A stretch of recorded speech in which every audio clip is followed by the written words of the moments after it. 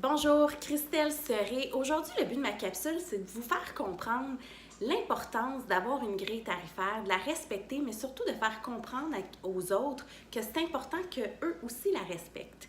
Je vous donne mon exemple. Vous allez au dépanneur, vous achetez un paquet de gomme. Il n'y a personne qui va négocier le paquet de gomme. Vous allez le prendre, vous allez le payer, vous allez partir. Vous allez au restaurant, il y a un plat. Il n'y a personne qui va demander au chef en arrière, pouvez-vous me donner la recette? Je vais aller la faire chez nous au lieu de manger ici. Ça devrait être la même chose dans tous les domaines. On a tendance à croire que parce que quelqu'un est expert ou est un consultant dans un domaine, qu'on peut lui demander des conseils comme ça. Oui, la personne va en donner, ça va lui faire plaisir parce qu'on le sait, plus on en donne, plus on en reçoit à retour, mais il y a toujours une limitation à faire. Je vais prendre un exemple concret. Imaginez, vous êtes une décoratrice d'intérieur. Votre budget, votre rôle, c'est d'arriver chez les gens et de les conseiller sur leur décor.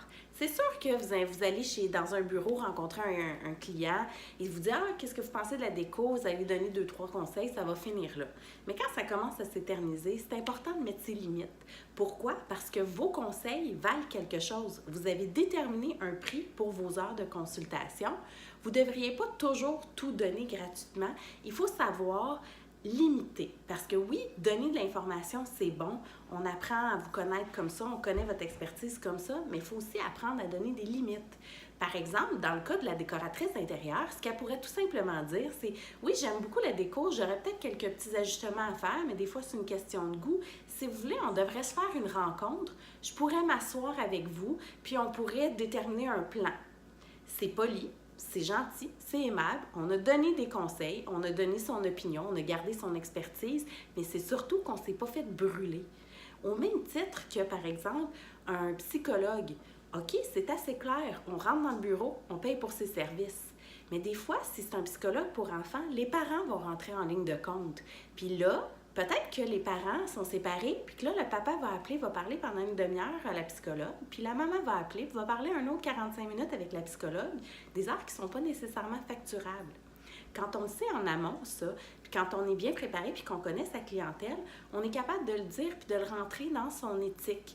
Donc, écoutez, monsieur le client, parfait pour votre enfant, c'est tant de l'heure. J'accorde un 5 ou 10 minutes aux parents après. Par contre, si ça dépasse, on peut faire aussi du temps sans problème au téléphone ou par consultation, mais c'est facturable au taux horaire de X. Quand les gens sont au courant, il n'y a plus de frein.